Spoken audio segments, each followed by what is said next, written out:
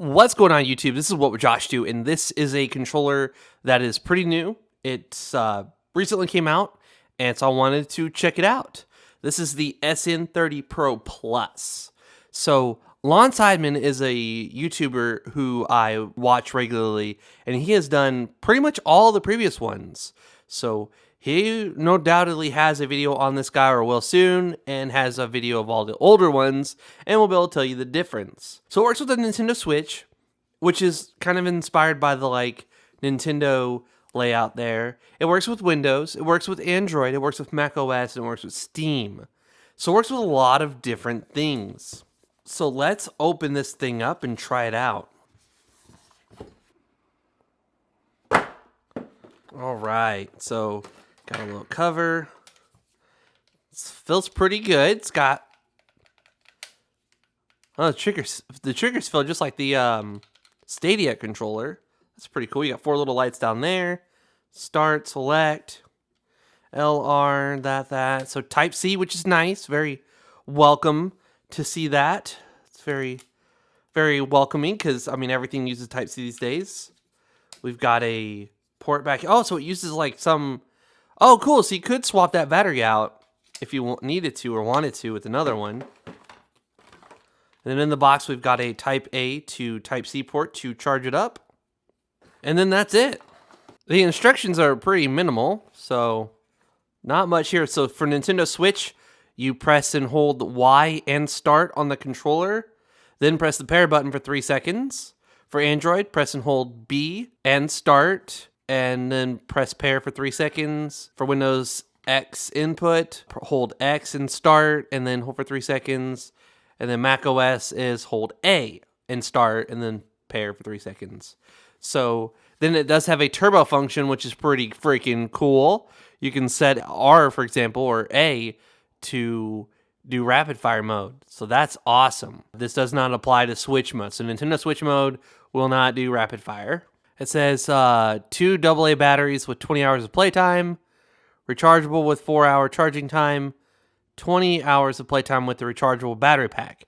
Okay, so it's kind of like the Xbox controller where this thing will come out and you can just put some AA's in there, or you can use the battery pack that's in there now. Little red light. I'm curious to see if it has any sort of a charge right now. So for Android, we do the B and start to turn on the controller and then pair for 3 seconds. So B and start. All right, let's charge it up first. All right, so we've got the controller fully charged up. The light completely went away. So we're going to hold start and B for Android. So that should turn it on. Oh, the light is flashing down there. It's pretty hard to see. Oh, there it goes. And now we're going to hold the pair button for 1, 2, 3 seconds. And now on our phone, we're going to open up the Bluetooth. There we go. There's the controller. Pair. Oh, it vibrated. It vibrated on the table. All right, so now we can open up this Stadia app, and we'll play a video game real quick. All right, so it looks like it's working. Let's get into an activity real quick. All right, here we go. We can click our joystick to run forward. That's a slide, so that's different. Okay, so that's jump. Oh, not used to these controls. Sorry. I've been playing with the mouse and keyboard for a long time. Well, about a year now. So that switches weapons. Okay. I'll have to change some stuff. I want that to be reload and this to be jump, and so my buttons are a little bit different here, but if I want to melee something, I can melee and kill this thrall. I'm looking through the camera lens, so oh, yeah, reload. What's reload? This is reload. It's all flipped and reversed. But you could use this for like the emulation station, like for your Raspberry Pi.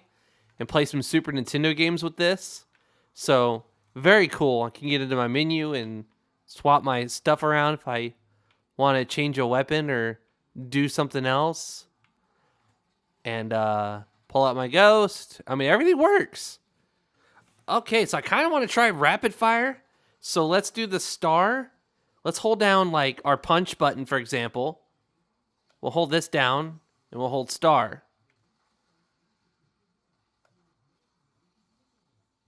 So that's not supposed to normally happen. Normally, you would not keep doing that. So now it's in turbo mode. So if I want to deactivate it, very cool, very cool. See, look, I have to punch with my things. So if I hold it, nothing. But if I tap this, now I'm in rapid fire. So I wonder if the trigger is the same way. So this isn't full auto. What if I press this? Oh, yeah, look at that. That's freaking awesome. That is freaking awesome.